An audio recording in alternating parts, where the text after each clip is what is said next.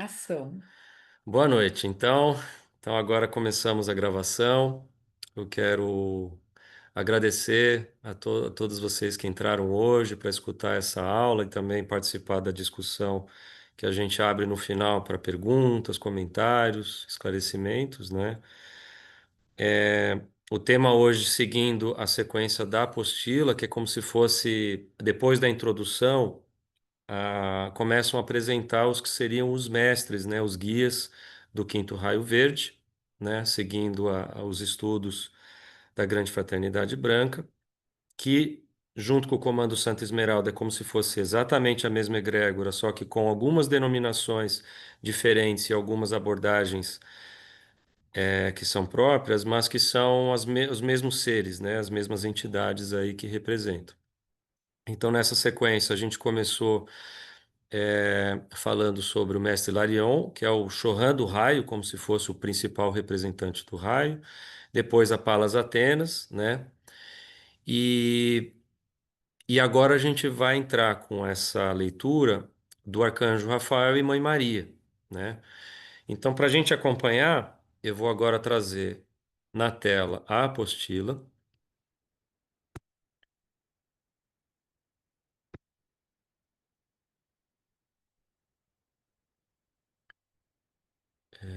Espera um pouco que é o outro link.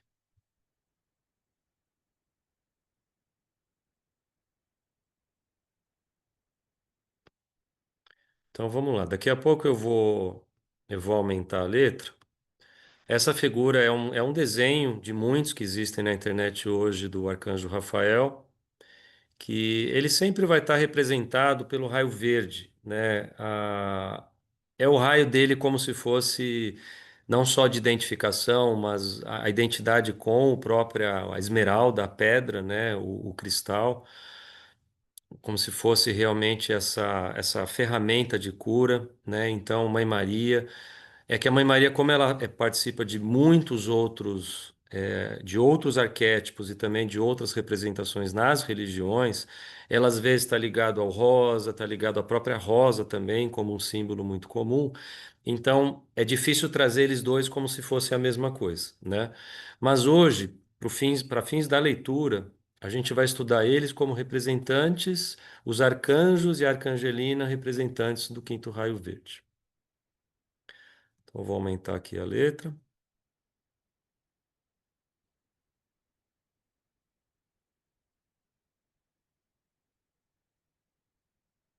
Então, aqui é o Rafael, e depois a gente vai ler sobre ele primeiro, né?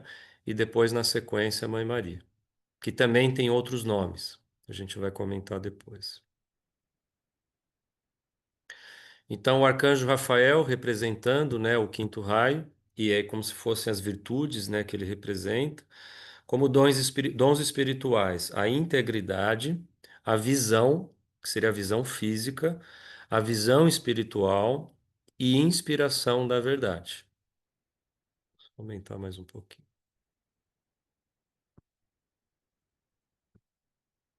Ajuda prática, cura do corpo, mente, alma e espírito. Inspiração para a prática e estudo da música, matemática, ciência e medicina tradicional e alternativa. Suprimento de suas necessidades físicas, como alimento, vestuário, abrigo, instrumentos de trabalho e etc. Então, o arcanjo Rafael, como se ele fosse um guia espiritual ou um mentor, é como se ele fosse seja numa técnica, seja numa ferramenta, seja num hábito, né, que a gente tenha no dia a dia, é como se fosse que nem a gente ouve muito nas religiões e nas doutrinas. Chama o Rafael para pedir ajuda, chama o Rafael para vir uma inspiração, chama o Rafael para fazer junto, né? Então, quem já trabalha com ele, já conhece, já fez alguma conexão direta ou indireta com ele, com o plano espiritual, sabe que ele é como se fosse muito parceiro, muito amigo, né? Não tem muito questão de hierarquia com ele, muito pouco, né? Então, cura física, cura espiritual e cura mental, ele é muito presente, muito presente. Atuação a nível mundial, reparação das divisões entre as nações, cura de feridos em campos de batalha e ainda inspirando novas curas para doenças. Rafael é conhecido como o anjo da ciência, do conhecimento e da cura, né? Então, aqui, todos os processos de encaminhamento, resgates, a gente estaria falando dessa legião, né, que são conhecidos como anjos, anjos verdes da cura, né, ou aqueles trabalhos de harmonização, quando a gente ativa o símbolo, são essas equipes que trabalham com ele. E a reparação das divisões estão diretamente ligadas a guerras, né, tudo que já gerou conflito, as separações culturais também, inclusive ligadas à religião, né? E aqui o anjo da ciência, eu vou começar já a fazer esse paralelo com a mitologia egípcia, que o que seria o arquétipo, ou o que seria o representante, ou um sincretismo com a mitologia egípcia em relação ao arcanjo Rafael, tem a ver com as tábuas esmeralda, né? Como se as tábuas esmeraldas fossem, que nem está dizendo aqui, uma fonte de conhecimento divino, né? Vindo diretamente da fonte, e quem trouxe, como se fosse o mensageiro das tábuas esmeraldas, o decodificador, né? Desse conhecimento foi Tote, né? Então, Tote seria um tipo de figura num sincretismo, como se fosse Rafael no Egito Antigo, né? Detentor desses conhecimentos, que também está ligado à matemática, está ligado ao conhecimento da ciência naquela época, como se fosse uma primeira vinda desse tipo de sabedoria.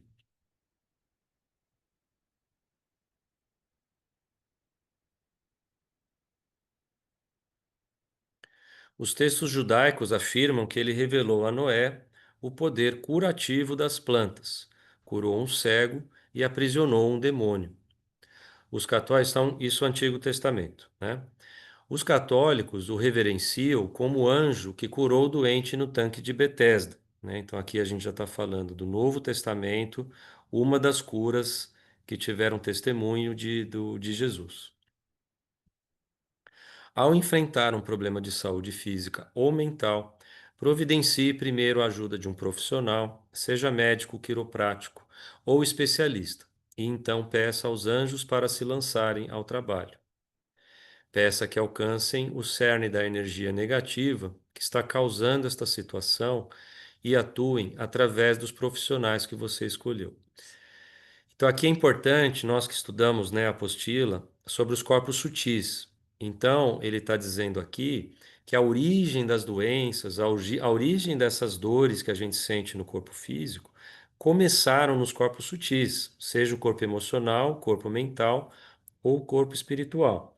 E aí os anjos podem atuar, seja para prevenir, seja para proteger, ou seja para dar um auxílio para elevar a vibração e ajudar esse profissional, seja o médico, né, o terapeuta, para poder ter sucesso no tratamento. Se rezar e não obtiver resultados imediatos, não desista. Rafael explicou que nem sempre a cura é possível. O seu karma pode exigir que durante um certo período de tempo você passe pela dor física ou por alguma doença. Então, aqui é uma crença muito comum na doutrina espírita e também em outros círculos esotéricos, algumas escolas, de que o karma é um caminho muito, vamos dizer assim, aceito de aprendizado e de evolução espiritual. É como se fosse aprender com os erros, é como se fosse a dor ser um grande professor, né? O sofrimento ser um grande professor para esse aluno em evolução, e de alguma forma, quando essa lição é aprendida, a doença não tem mais papel, a dor não tem mais sentido, e aí a cura pode chegar. E quando isso não acontece, é porque tem um motivo de ser. Entretanto, as suas orações, né, as nossas orações, podem ajudar na cura das doenças da alma e do espírito, que o levaram a criar esse karma, né? Então é um convite para não ficarmos presos às nossas doenças físicas e tentar investigar ou tentar buscar se a nossa alma ou espírito está doente, né? Como se fosse alguma situação do passado, alguma traição, algum trauma, alguma coisa que não foi bem processada e pode ter se tornado na forma de sintoma na doença física ou algum tipo de dor ou sofrimento. Então agora a gente vai entrar na leitura da Mãe Maria. Então foi escolhida uma imagem muito especial aqui, né? Ela está coberta dessa aura dourada, vestindo o manto dela. É um azul diferente do que a gente está acostumado, né? Mas a gente tem visto cada vez mais esse azul mais turquesa ou verde água, e com o Espírito Santo aqui na imposição das mãos dela, como se fosse mais uma guardiã importantíssima e mensageira do Espírito Santo. A mãe de Maria, a mãe de Jesus, é conhecida como a Rainha dos Anjos. Ela tem sido associada a milhares de curas milagrosas, especialmente em Lourdes, na França, em Fátima, Portugal, em Medjugorje, na ex-Iugoslávia, e em outros locais onde ela tem aparecido. Então a gente tem um decreto, né, do quinto raio que a gente sempre faz, que é ela chamando essa legião de anjos, né, como se ela fosse a grande liderança desses exércitos. Muitos estudantes da Summit Lighthouse, né, que é a escola da Elizabeth Clare Prophet nos Estados Unidos, e que tem aqui no Brasil uma filial e muitas escolas, relataram curas que relacionam com as orações feitas à Mãe Maria, juntamente com o rosário escritural da Nossa Senhora para o novo milênio. Então, o recado muito interessante aqui é que, independente de dogmas ou de conceitos de religião, é como se Mãe Maria e o catolicismo estejam tão ligados um ao outro que quem faz círculo de oração, seja na tradição católica ou seja em círculos diferentes, estão fazendo essa transição, estão fazendo essa transformação e essa mudança, independente do dogma, independente de serem ou não cristãos. Então, a Mãe Maria, quando ela transmite esses decretos, essas orações ou essas inspirações, não só chega para nós, como chega para o plano espiritual também. Então, de alguma forma, ela busca essa unificação das crenças, da fé, né, dessas religiões, dessas igrejas e desses círculos de oração, para que em algum momento possa ser uma palavra única, seja uma mensagem única, unificada. Maria, também conhecida como a Grande Mãe, a gente vai trazer isso muito forte nos arquétipos, deu à luz o Salvador, né, o Cristo, vive em nosso mundo há muito tempo e tem feito parte da extensa cadeia de mestres que ensinam diretamente à alma e ao coração dos homens. Talvez seja por isso que a gente tem feito a grande invocação junto com a Ave Maria nas aberturas e fechamento dos trabalhos. Na antiga Atlântida, Maria era a incorporação do raio da Mãe e servia no Templo da Verdade, onde, como sacerdotisa, guardava a chama da verdade, a chama esmeralda do quinto raio, que é a chama da verdade. Servindo sob os mestres da verdade, Maria estudou as artes da cura e submeteu-se às disciplinas requeridas a cada alma que deseja ampliar a consciência do Senhor, consciência de Deus. Ela aprendeu, por meio da compreensão das leis, que toda doença, deterioração e morte são causadas por um bloqueio do fluxo da luz em algum ponto nos quatro corpos inferiores do ser humano, corpos sutis, e que essa obstrução da energia resulta do emprego errado do fogo sagrado, com seu karma correspondente, certo? Então, quando a gente tem feito uma versão da Ave Maria, que a gente fala no final, vitória sobre a doença, a Doença, a morte, vitória e a morte. né?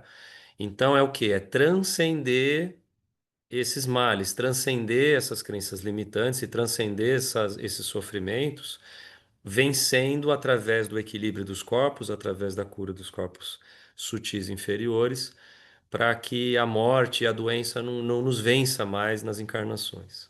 Da Vitória, né, também. a vitória, inclusive pela revelação, por essa verdade. A cura para todas as doenças é a harmonização do fluxo através dos centros luminosos nos corpos inferiores, né? Então aqui a gente também deve levar em consideração o sistema de chakras, que é efetuada pela iniciação da chama da ressurreição. Há muito tempo, no templo da verdade, ela experimentava as leis do fluxo que governam toda a vida.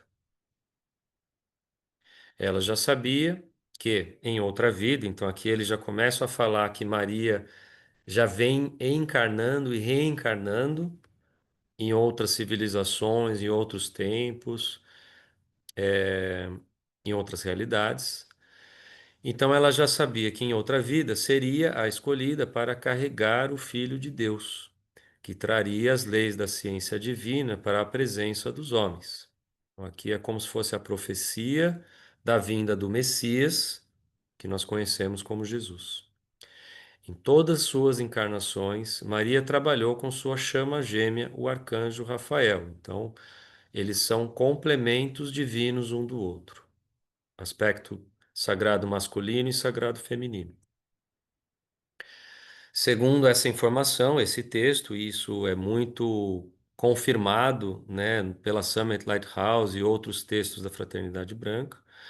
Então, ele teria permanecido no céu, plano de espírito, para focalizar lá as energias iniciais, né, o plano causal, enquanto ela fez seu domicílio na Terra, o plano da matéria, o plano físico, para focalizar as energias de materialização e concretização.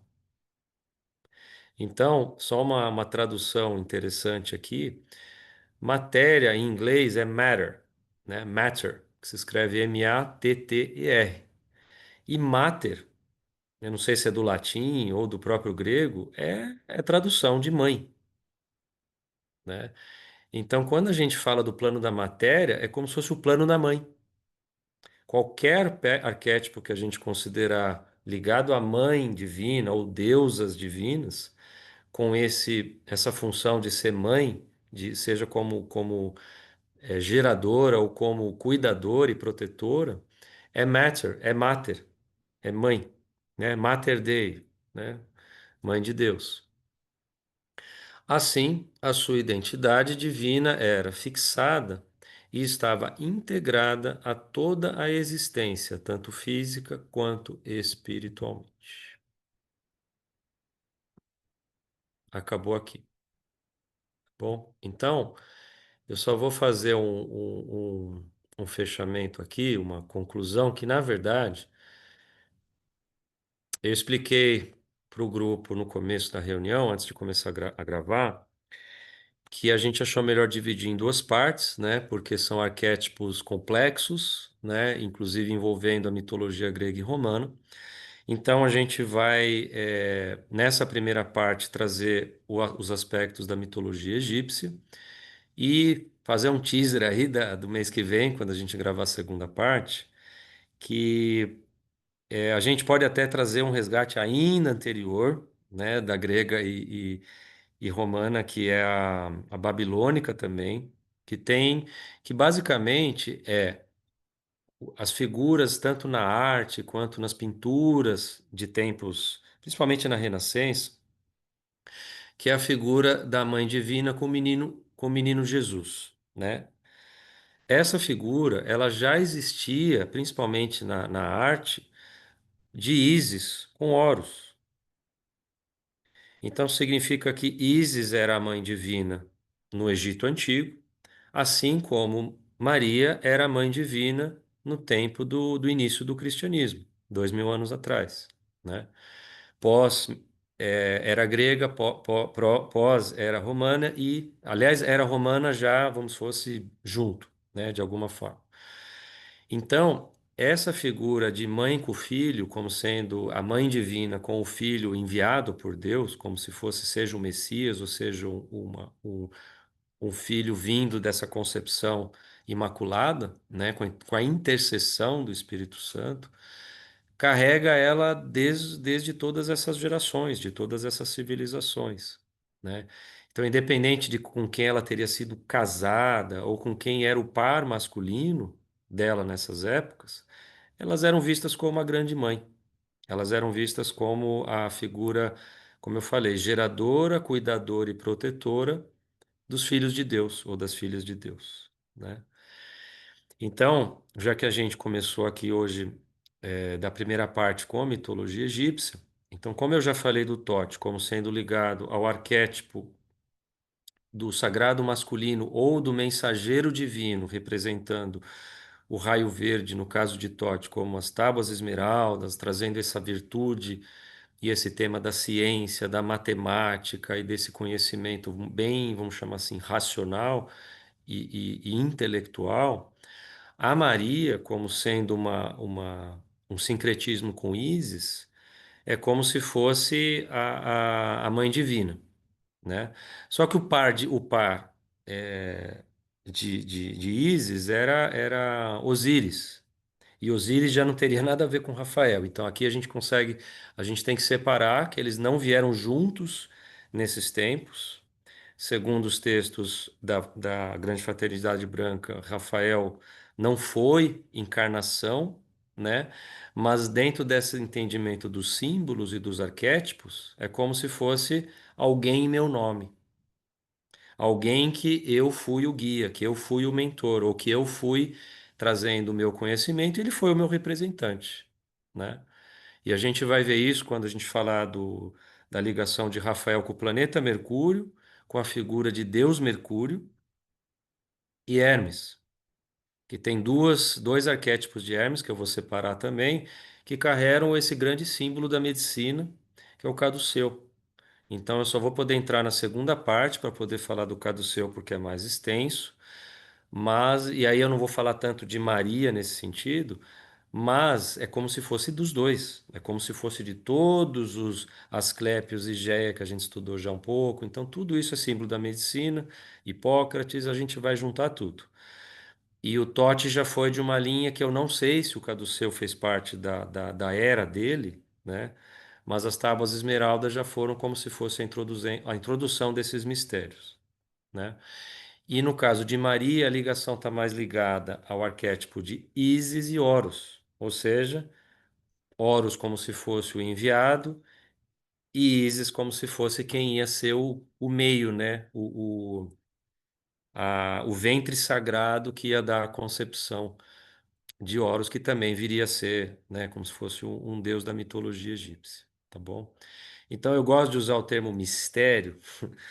Porque como é que a gente afirma que essas figuras existiram? Como é que a gente afirma que foram seres encarnados em corpos humanos? Eu prefiro deixar tudo aqui como sendo um simbolismo e uma mitologia, né, que é o nome que se usa nos estudos filosóficos, né, para a gente aprender com as virtudes, com as características e com os nomes, com os símbolos e os nomes que são trazidos para nós. E aí a gente que tem que montar o quebra-cabeças, né? A gente que tem que, nossa, mas por que que eles são tão parecidos em tempos tão diferentes? Por que que o verde aparece no tempo deles e está aparecendo agora? Por que que eles poderiam estar ligados a Rafael se não é o complemento divino, né? Então, eu estou fazendo esse papel de pesquisador e vamos dizer, um grande aprendiz desses mistérios do Rafael da Maria, e é um prazer para mim compartilhar. Então, convido, né, quem veio hoje para participar no mês que vem da segunda parte, que eu vou tentar fazer ao máximo possível os links quando a gente aprofundar na mitologia grega e romana, né, que a gente vai falar de eh, mensageiro de Deus, o arquétipo da comunicação, o arquétipo da contabilidade e do trade, do comércio, né? Então, nossa, como é que pode ser coisas tão diferentes ligadas ao mesmo símbolo, em tempos realmente remotos, né? Então, convido aí a vocês voltarem, né?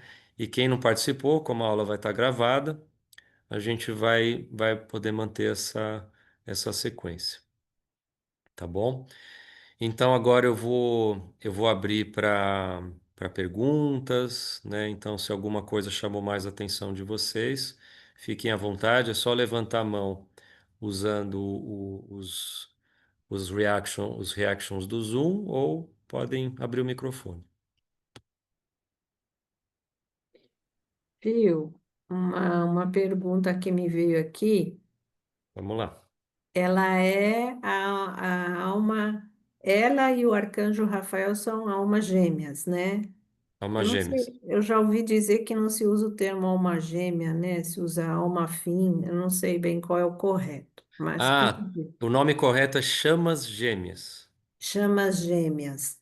Isso. É, então, quando ela está no mundo espiritual, ela é da mesma categoria do Rafael, ela é um arcanjo também? Quer dizer, eles falam arcanjo, Arcangelina. mas que anjo não tem sexo, né? Não é nem, não sei. É, É, isso eu ela, não. nos textos em espanhol, que podem ser vindos do México ou vindos da Colômbia, né, mas dos países, né, que têm essa língua nativa, ela é chamada de Arcangelina ou Arcangelina Regina. Arcanjo Regina. Maria, Então, né?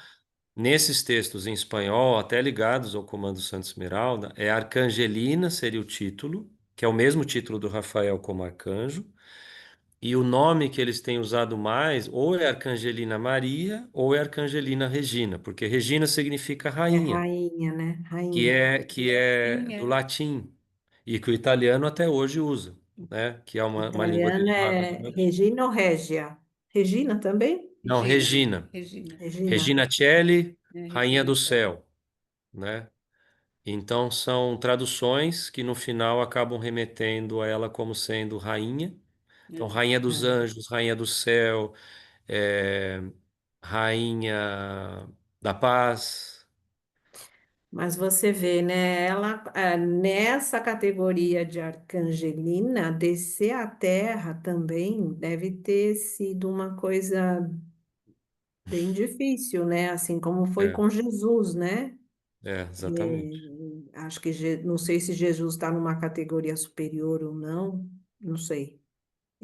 Porque acho que os anjos são a parte, né? Parece da criação, né? Não sei. Apesar que a evolução é, eles falam do átomo ao arcanjo, né? Uhum, E ela também deve ter levado muito tempo para poder reencarnar na Terra, né? Baixar a vibração, como se fala, né? Com Jesus, sim. né? E, É, e é uma parte dela, né? Um aspecto dela que encarnou, né? É como a gente, como tem aquele desenho do eu superior. Então, ela, como eu superior, ela não chegou. O que chegou foi um fractal dela humano na Terra. Aí você pode chamar de alma desse. Aí pode Aí chamar de sim, alma. é uma alma que é então, um fractal dela, que a Rê colocou muito bem, que vai ter até um outro nome e vão ter algumas características, porque a alma é como se fosse dessa mesma fonte, mas como se fosse uma personalidade diferente, um nome diferente, uma linhagem diferente. Por isso que ela não vir como complemento divino da chama gêmea no plano espiritual faz todo sentido, porque são tempos diferentes, são missões diferentes, são virtudes a serem trabalhadas, tanto no Dharma quanto no Karma.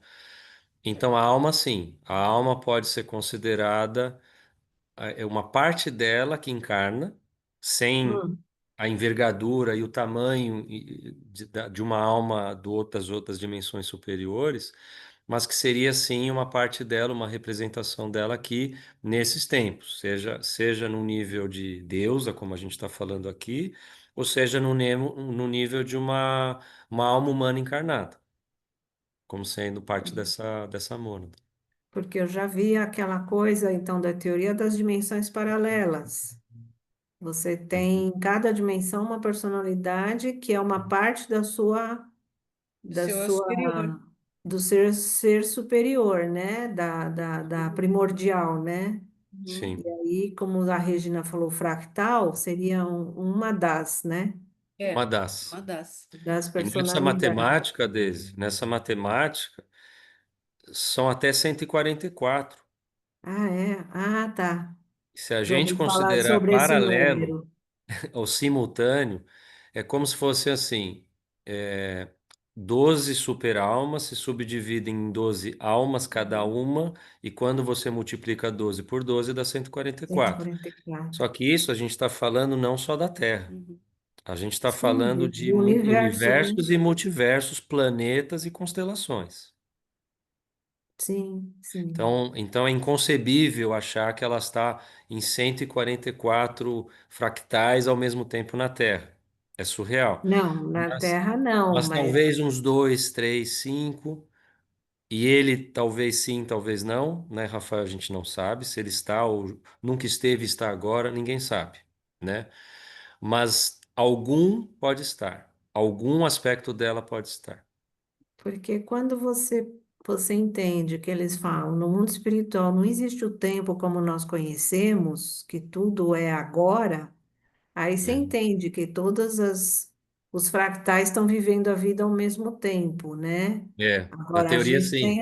a gente tem a questão de tempo, então ela É. encarnou naquela época, né? Nasceu naquela época. E pode ter vindo também muito tempo antes, não sei, como Pode. E você pôs pode ter no vindo texto, depois de novo, Atlântida, né? Atlântida, né? Atlântida. E pode ter Semiramis é um fractal de Maria. Babilônia, Semiramis é, Semiramis é um fractal de Maria, né? também, É onde ela foi. Tem a história conta uma versão é, tortuosa, né?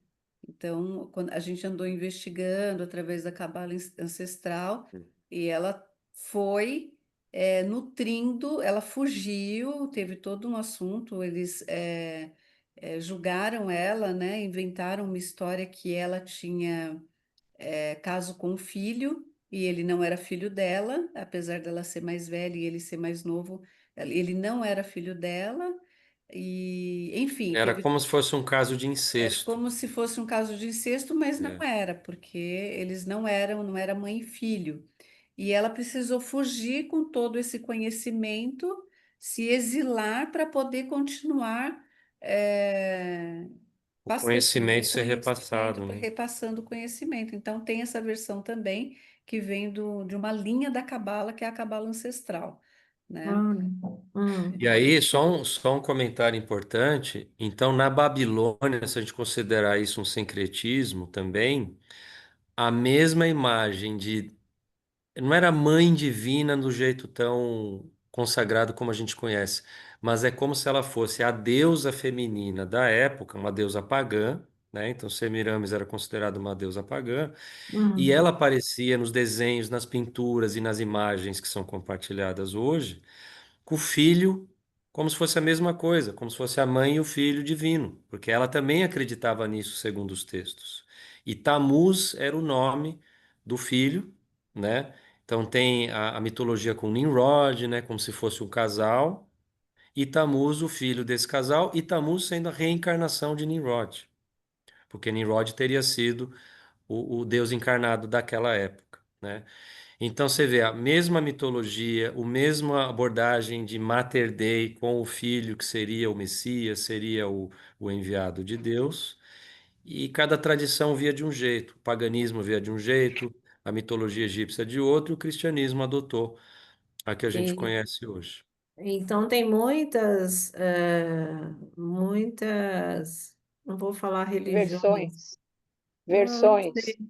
Não, não, é que retrata essa mãe divina, É um porque Tem, os retrato, tem. astecas tinham, acho que uma mãe, né, que Uhum. eles representavam. Os Uhum. vikings talvez tivesse também uma A personalidade Freia, A divina que era Freia. considerada No, mãe.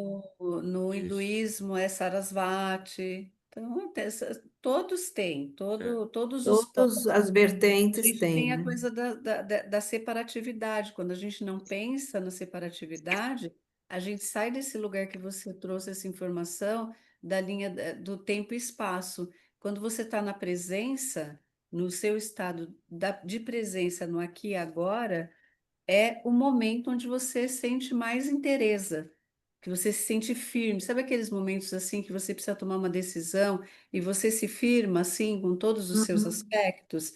uhum. No aqui e agora é onde a gente consegue essa conexão de juntar todas as nossas partes que são possíveis aqui na Terra. Por isso que é muito importante, as doenças elas estão no passado ou no futuro. E o passado já passou, ele não existe mais, e o futuro também não chegou. A nossa grande dificuldade é estar na presença. E quando você É, trouxe o tempo e espaço, né, e a questão da presença, se a gente chega em um momento, pelo menos por alguns pequenos momentos, por alguns segundos, no estado de presença, isso eleva demais a nossa frequência, porque a gente não está gastando energia nem no passado que não existe e nem no futuro e que no não futuro chegou. que ainda vai ser, né? Agora você É. fica pensando, né? A consciência desse ser, né? Como que funciona, né? Porque quando encarna fica diferente a coisa, né? Você está limitado pela vestimenta grosseira que a gente tem, ao esquecimento, vai saber, né? Mais ou menos desses, sabe por quê? Quando se estuda Tote, quando se estuda Ísis, ou quando se estuda essas figuras, a gente falou isso com Palas Atenas também, como se fossem semideuses, né? Ah, tá. Quando você vai estudar um semideus, tipo Hércules, Uhum. não é um ser humano como a gente, é como se eles fossem é, maiores que a gente, é como se eles não tivessem uma figura grosseira ou uma As composição mesmas, atômica grosseira como a as nossa. nossas mesmas sensações, né? Eles reagem diferente, alguma coisa Limitados, assim. pequenos, não. É como se eles fossem de uma dimensão, uma quarta, quinta ou mais dimensão, e se manifestavam com corpos, vamos chamar, mais sutis ou etéricos, com imagem, com forma, com fisionomia. Então, de repente, quando a gente fala de um Tote, que ele até aparece com aquele símbolo, né, remetendo a um ser além de um ser humano. É porque nesses mundos imaginários, como se diz na psicologia transpessoal, é tudo simbólico. Então, se eles representam um animal, se eles representam um símbolo como o caduceu, né, que é a serpente, e o bastão de Hermes, que é a nossa coluna vertebral, é porque era aquele estágio de desenvolvimento, né? Então, se a gente falar deles, mas espera aí, encarnados? Não, não sei não, se era uma encarnação do jeito que a gente conhece. Do jeito que a gente sabe, né? É. É, porque Isis, eles Tote, podiam talvez ter. não, talvez era. E outra, Egito Antigo e Egito Recente. Uhum. Pode ser que a gente esteja falando de duas épocas de Egito diferentes também. Como a fraternidade branca e o catolicismo. O catolicismo, a Mãe Maria é representada de uma forma, né? Uhum, E na fraternidade branca, de outra forma, a fraternidade branca é muito nova, né? Dentro dessa amplitude que a gente vive hoje, uhum. né? Então, são representações, né? Então, é o que Porque eu falo. a Volta Mãe para o Maria. mistério. A gente não tem Foi como para um responder com mistério, porque a certeza. Mãe Maria, o catolicismo deve ter mexido muito na figura dela, né? Fabricado uma Mãe Maria diferente Creio do que que ela sim, era, talvez, né? creio que Isso, como se sim. fosse uma concepção imaculada, sem ela e José terem tido a Sim, relação sexual como a gente sim. conhece, e também a questão da virgindade como sendo imaculada, e como se fosse algo sobrenatural, como se fosse algo num nível de divino e de sagrado, que torna ela não tão ser humano, vamos dizer assim, né? E Jesus também como sendo o enviado através dela, né? Então, tudo isso são esses mistérios que cada tradição vai tentar colocar da sua Fala de um forma. jeito. E a gente fica com bastante interrogação. Ainda Fala de mais um hoje aqui, jeito, né? Que né? a gente não tem É um estudo tanto mesmo. tempo para aprofundar. É, Tanto estudo, Mas né?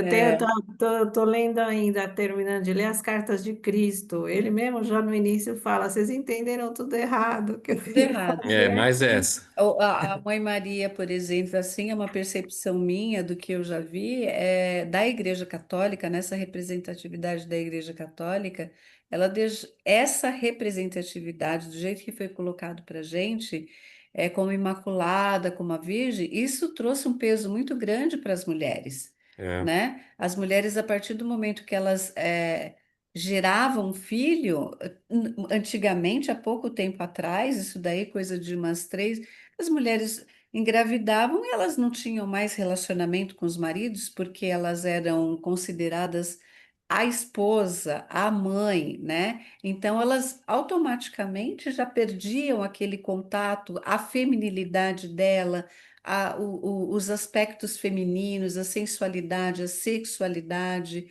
né? Isso não está muito distante, né? E a gente ainda vem carregando essas correntes, né? Esse Sim, sim. peso de tudo isso. Então, os relacionamentos eram, tinha até aquela história, né? Ai, tem moça que é para se divertir, tem moça que é para casar, É, né? que é a santa. Que é a Então aí eles santa. criam Então, o Porque a extremo de da casar santa, e a de casar era só para ter filho. exatamente, Não tinha pois mais entendeu? nada, né? E Não, cuidar de casa, aquelas coisas, né? isso, Muito comum entre os reis, né? e muito. o tabu com o sexo. Cris, É. entre os reis, não, entre aqui, na vida agora. Não, Ainda. Ainda. ainda, mas nos reis era naquela época lá, Tinha Sim, sim. sim, É. era tinha. muito comum, era só para ter filho mesmo. Isso, isso. Era um contrato, tudo, não sei o E quê. A mulher Às não vezes era nem se nada, né? gostava. Não era É, nada, é. considerada, não era considerada. E vocês veem, vem desse conceito, desse catolicismo, né, de colocar essa entidade, esse ser de tanta luz que derrama suas glórias e suas bênçãos, só que colocar num lugar de uma santidade onde as mulheres têm que ser representação dessa Maria, né, que foi criado dessa forma para a gente, né? Ah, antes de abrir o espaço, se a Cris quiser também trazer uma fala dela, Não, só estou escutando. tá bom. Não tem pergunta, nada? Ela é Não, ligada. Tá. Então ela relembrou bem aqui para eu usar antes da gente terminar essa informação dos gatos, tá? É, Isis, a gente fez esse estudo recente no nosso cerimônia de Pentecostes, que a gente fez no começo do mês. Isis, na Grande Fraternidade Branca, ela não está representando o quinto raio verde.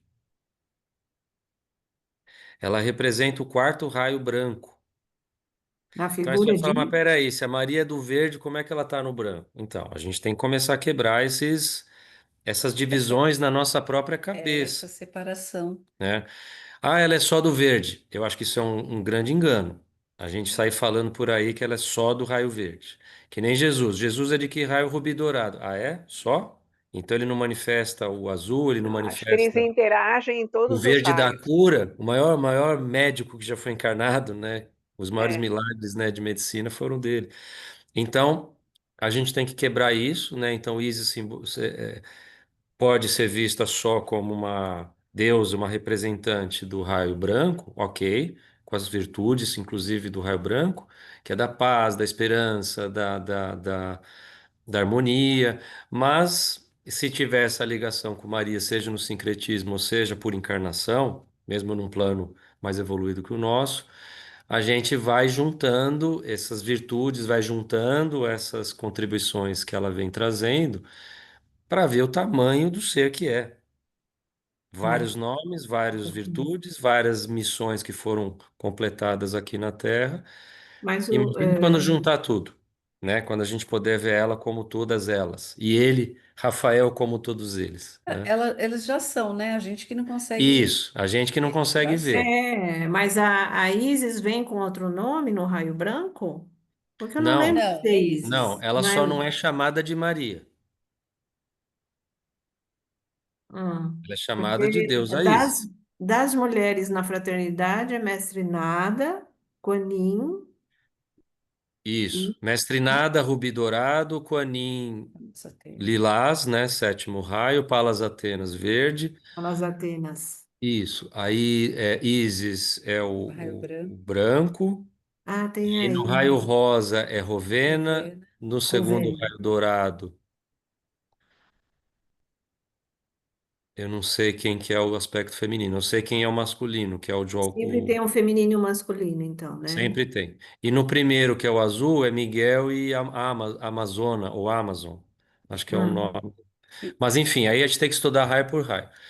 tá. Mas o que eu queria fechar com vocês aqui, então, só para, já que a gente focou a gente deu espaço hoje para a mitologia egípcia, tanto a, vamos chamar assim, antiga e mais antiga ainda, ancestral, é essa coisa das deusas gato, Uhum, como se fossem deuses felinos, uhum, essa mitologia. Então, as figuras mais conhecidas são Sekhmet, né, como se fosse a deusa gato. Leoa. uhum. Desculpa, é Bastet, a deusa gato, né? E Sekhmet como a deusa leoa, né? A deusa leoa.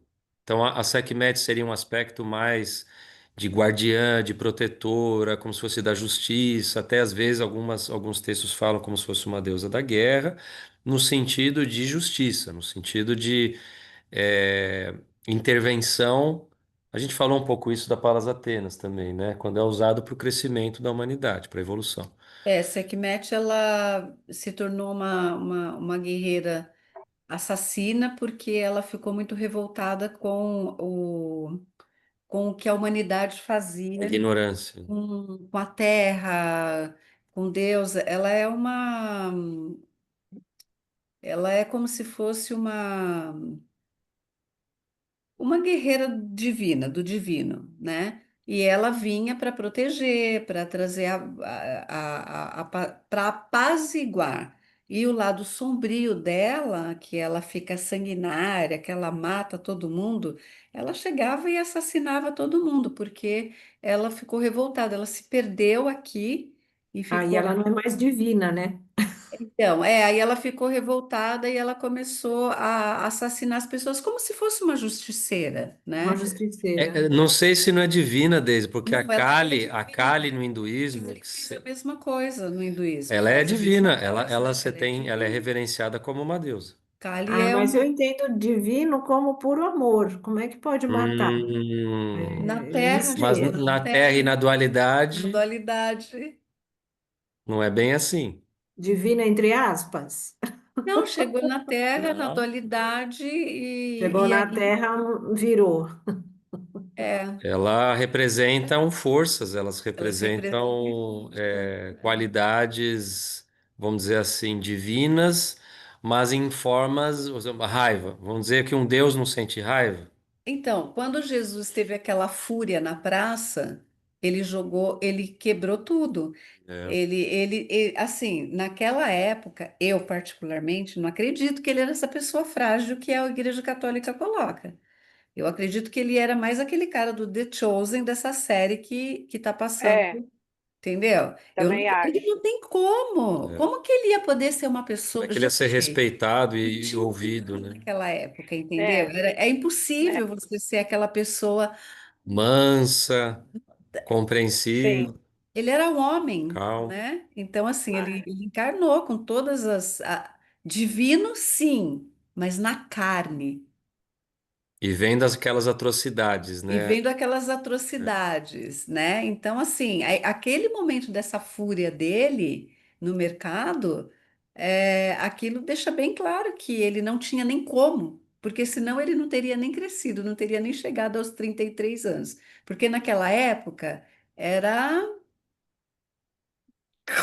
corta a cabeça, né? É Então, muito complexo, né? como? Porque quando você entende que toda ação tem uma reação e você é responsável por tudo que você faz, aí fica difícil, aí fica muito complexo, Isso né? agora, né, Daisy? Mas naquela época não se tinha essa consciência. Não, não se tinha, mas eles, como seres superiores, ele, Maria, essa que você falou, né, que veio para a Terra também, que se tornou justiceira, eles sabiam, né? Porque é uma lei universal, é uma lei de Deus, toda ação tem uma reação, né?